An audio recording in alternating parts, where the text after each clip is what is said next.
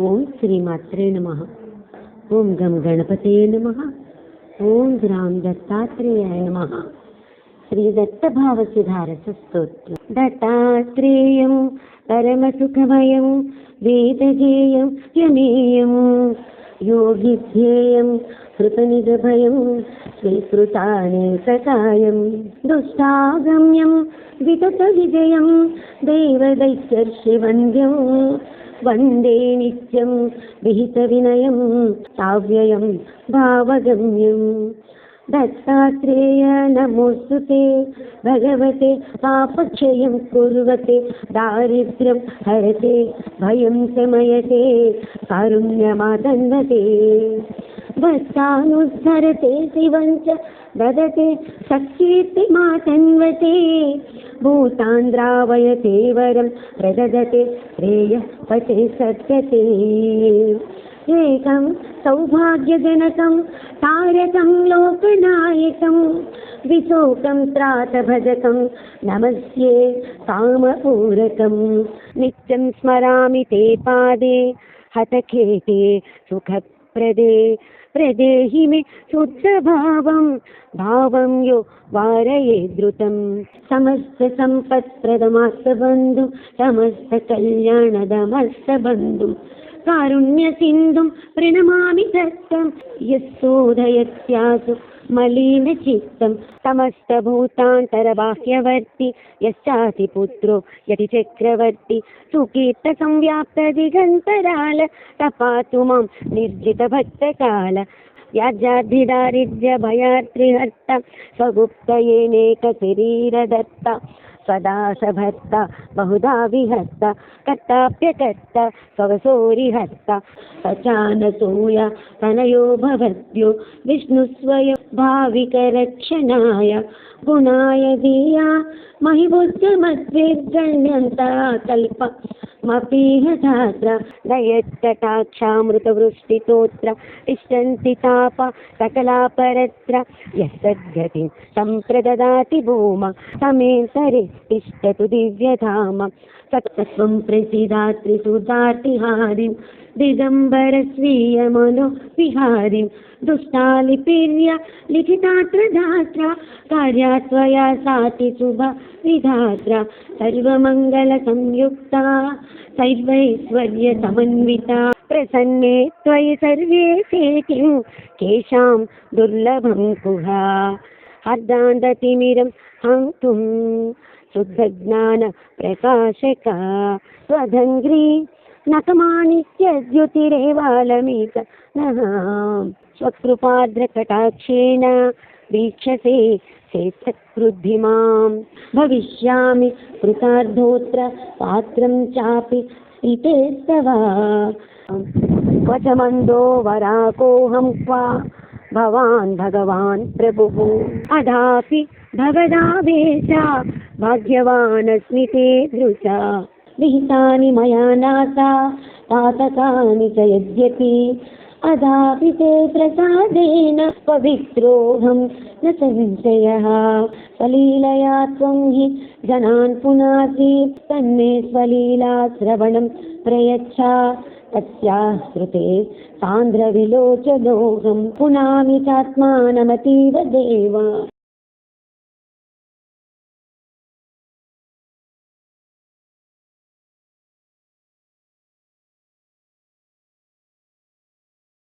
पापीयतामहं मुख्यत्वं सुकारुणिकाग्रणी दयनीयो न हि क्वापि मदन्य इति भाति मे ईदृशं मा विलोक्यापि कृपालो ते मनो यदे न द्रवेत् तर्हि किं वाच्यमदृष्टं मे तवाग्रतः स्वमेव सृष्टवान् सर्वान् दत्तात्रेयदयानिधे वयं दीनतरा पुत्रास्तवा कल्पा स्वरक्षणे जयतु जयतु दत्तो देवसङ्गाभिपूज्यो जयतु जयतु भद्रो भद्रदो भावचिज्यः जयतु जयतु नित्यो निर्मलज्ञानवेद्यो जयतु जयतु सत्यः सत्यसन्धो नवद्यः। यद्वहं तव पुत्रस्यां पिता माता त्वमेव मे दयास्तन्यामृतेनाशो मातुस्त्वमभिषिञ्च माम् ईशा भिन्ननिमित्तो पादनस्वा स्रष्टुरस्य ते जगद्योने सुतो नां दत्तमां परिपाह्यतः तव वत्सस्ये मे वाक्यं सूक्तं वासूक्तमप्यधो क्षन्तव्यं मे परादस्य वक्तोऽन्यानचतिर्हि मे अनन्यगतिकास्यस्य बालस्य मम ते पितः न सर्वधोषितोपेक्षा दोषाणां गणनापि च अज्ञानित्वादकल्पात्वा दोषा मम पदे पदे भवन्ति किं करोमि सा करुणा वरुणालय अदापि मे परादैश्चे दायास्यन्तर्विषादतां पदाहतार्भकेनापि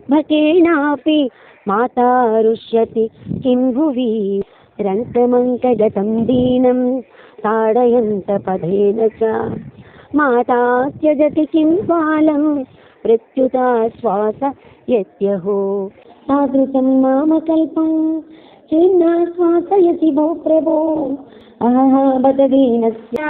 त्वां विना मम का गतिः शिशुर्नायां सठस्वार्धीत्यपि नायातु हेन्तरं लोके हि क्षुदिता बाला स्मरन्तीं निजमातरं जीवनं भिन्नयो पित्रोर्लोक एकतराशिशु त्वं तु भयं दत्त मम मास्तु निर्दयता मयि स्तवनेन सत्योऽस्मि त्वां प्रसादयितुं प्रभो ब्रह्मास्याश्चकितास्तत्र मन्दोऽहं शक्नुयां कदं दत्तत्वद्बालवाक्यानि सूक्तानि यानि च तानि स्वीकुरु सर्वज्ञा दयालो भक्तभावना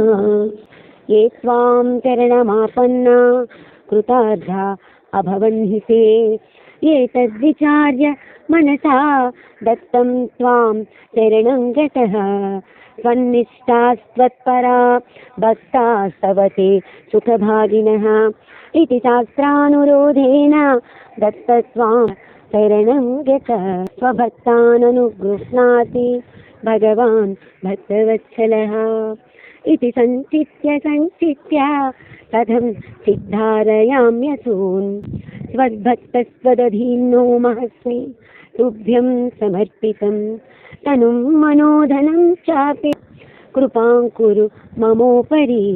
त्वयि भक्तिं नैव जाने न जाने अर्चनपद्धतिं कृतं न दानधर्मादि प्रसादं कुरु केवलं ब्रह्मचर्यादिना जीर्णं नादीता विदितश्रुते गार्हस्थ्यं विधिना दत्त न कृतं तत्र सीदने न साधु सङ्गमो मेस्ति न कृतं वृद्धसेवनं न शास्त्रशासनं तत्र केवलं त्वं दया कुरु ज्ञातेऽपि धर्मे न हि मे प्रवृत्तिः ज्ञातेऽप्यधर्मेण ततो निवृत्तिः श्रीदत्तनादेन हृदि स्थितेन त्वया नियुक्तोऽस्मि तथा करोमि कृतिस्सेवा गतिर्यात्रा मृतिश्चिन्ता स्तुतिर्वचः भवन्तु दत्तमे नित्यं त्वदीया एव सर्वदा प्रतिज्ञातेन भक्तामि नश्यन्तीति सुनिश्चितं श्रीदत्तचित्तानीय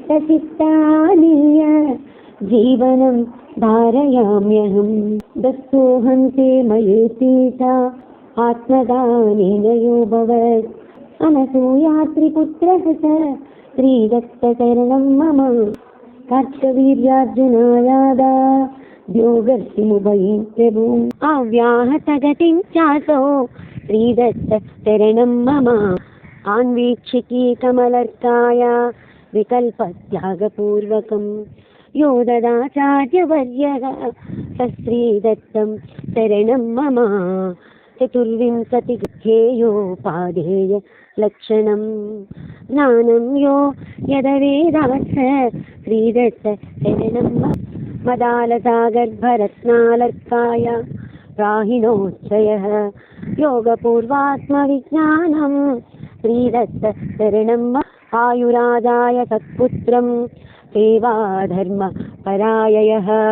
प्रददौ सद्गतिं चैष श्रीदत्त शरणं लोकोपकृतये विष्णु दत्तविप्राययोत्पयेत् विद्यास्तच्छाद्धभुभ्यः स श्रीदत्त शरणं मम भद्रा सहानुगमनविधिं यः प्राह सर्वविद् राममात्रे रेणुकायै श्रीदत्त शरणं मम समूलमास्मिकं कर्म सोमकीर्तिन्नुपाययः मोक्षोपयोगि सकलं श्रीदत्त शरणं मम नामधारकभक्ताय निर्विण्णाय यदर्शयेत् तुष्टस्तुत्या स्वरूपं तत्श्रीदत्तः शरणं मम यः कलिब्रह्मसंवाद विषेण युगस्थिति गुरुसेवाञ्च सिद्धस्य श्रीदत्त शरणं मम दूर्वास शापमाश्रित्य योऽम्बरीशार्धमव्ययं नानावतारधारी श्रीदत्त शरणं मम अनसूया सती दुर्गा स्वादा एव त्रिरूपतः अवातरदजो योऽपि श्रीदत्त शरणं मम पिठापुरे यः सुमति ब्राह्मणी भक्तितो भवत् श्रीपादः सत्सुतस्त्राता श्रीदत्त शरणं मम प्रकाशयामास सिद्धमुखात् स्थापनमादितः महाबलेश्वरस्यैष श्रीदत्त शरणं मम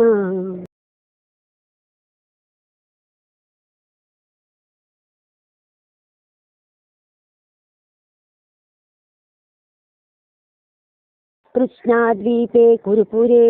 कुपुत्रं जननीयुतं यो हि मृत्योरपश्रीपाश्रीदत्तं शरणं मम रजकायापि दास्यन्यो राज्यं कुरुपुरे प्रभुः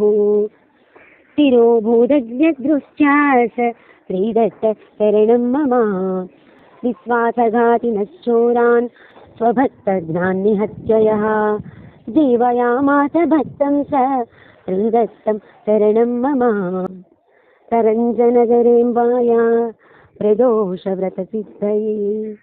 यो भूत्सुतो नृहराख्य श्रीदत्त शरणं मम मूखो भूत्वा व्रतात् पश्चाद्वदन्वेदान् स्वमातरं प्रव्रजन् बोधयामास श्रीदत्त शरणं मम काशीवासी स सन्न्यासी निराशीस्त्वप्रदो वृषं वैदिकं विशदीकुर्वन् श्रीदत्त शरणं मम भूमिं प्रदक्षिणीकृत्य सशिष्यो वीक्षमातरं जहारद्विजशूलार्तिं श्रीदत्त शरणं मम शिष्यत्वेनोररीकृत्य सायं देवं ररक्षयः वीतं च क्रूरा यवनाः श्रीदत्त शरणं मम प्रेरयतीर्थयात्रायै तीर्थरूपोऽपि स्वकान् सम्यक् धर्ममुपादिश्य श्रीदत्त शरणं मम सशिष्य पर्यलिक्षेत्रे वैद्यनाथ समीपतः स्थित्वोद्धदारमूढं य श्रीदत्त शरणं मम विद्वत्सुतमभिद्यम्य आगतं लोकनिन्दितं छिन्नजिह्वं बुधं चक्रे श्रीदत्त शरणं मम नृसिंहवाटिकस्थोय प्रददौ शाकभुञ्जिभिं दरिद्रब्राह्मणायासौ श्रीदत्त शरणं मम भक्ताय श्रीस्थलीयात्रं दत्तया मासयक्षणात् चकारवरदं क्षेत्रं श्रीदत्त शरणं मम प्रेतार्तिं वारयित्वा यो ब्राह्मण्यै भक्तिभावितः ददौ पुत्रो सगतिदः श्रीदत्त शरणं मम तत्त्वं यो मृतपुत्रायै बोधयित्वाप्यजीवयेत् स्मृतं कल्पद्रुमस्तः श्रीदत्तशरणं मम दोहायामास भिक्षार्थं यो वन्द्यां महिषीं प्रभुः दारिद्र्यदावदावस्य श्रीदत्तः शरणं राजप्रार्थितयेत्यास्थान्नटे यो गाणगापुरे ब्रह्मरक्षसमुद्धात्ता श्रीदत्तशरणं मम विश्वरूपं निन्दकाय श्रीविकासस्वलङ्कृतः गर्वः दर्शयत्यः स श्रीदत्तः शरणं मम त्रिविक्रमेण चानीतो गर्वितो ब्राह्मणाद्विषो बोधयामास तौ यः स श्रीदत्तशरणं नमः उक्त्वा चतुर्वेदशाखादङ्गादि सवीश्वरः विप्रगर्वहरो यः स श्रीदत्तशरणं मम सप्तजन्मविदं सप्तरेकोल्लङ्घनतो ददौ यो हीनाय श्रुतिस्फूर्तिः श्रीदत्तशरणं मम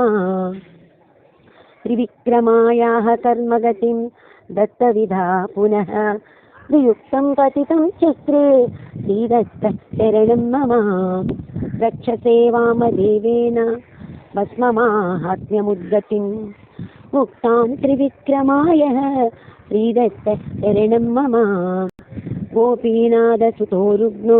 मृतस्तस्त्रीषु शोचतां बोधयामास यो योगी श्रीदत्तशरणं मम वगस्यर्षि संवादरूपं श्रीधर्ममाहयः रूपान्तरेण स प्राज्ञः श्रीदत्तशरणं मम विधवा धर्ममादिस्यानुगं चाक्षभस्मदः अजीवयन्नृतं विप्रं श्रीदत्तशरणं मम वेश्या सच्चैतु रुद्राक्ष माहात्म्ययुतमीकृतं प्रसादं प्राहयः सच्चै श्रीदत्तशरणं मम शतरुद्रीयमाहात्म्यं मृतराट्सुतजीवनं सच्चै ससंसः गुरुः श्रीदत्तशरणं मम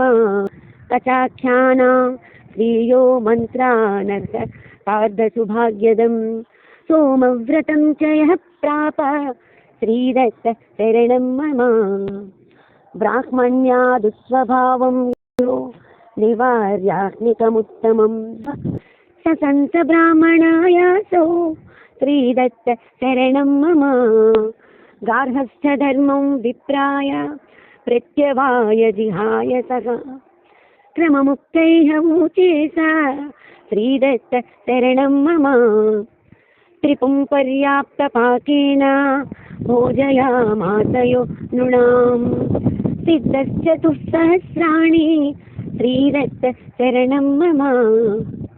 अश्वत्थसेवामादित्य पुत्रो योदात्फलप्रदा चित्रकृद्वृद्धवन्द्यायै श्रीदत्तशरणं मम कारयित्वा सुष्ठतास्तसेवां सत्कृदक्षतां नयन् विप्रत्कृष्टं जहारासौ श्रीदत्तशरणं मम भजन्तं कस्यतोऽप्याः सायं देवं परीक्षयः गुरुसेवाविधानं स श्रीदत्तशरणं मम शिवतोषकरीं काशीयात्रां भक्ताय यो वदत् सविधिं विहितां त्वष्टा श्रीदत्तशरणं मम कौण्डिन्यधर्मविहितमनन्त व्रतमाहयः कारयामास तद्योऽपि श्रीदत्तशरणं मम श्रीशैलं कन्तुकायासो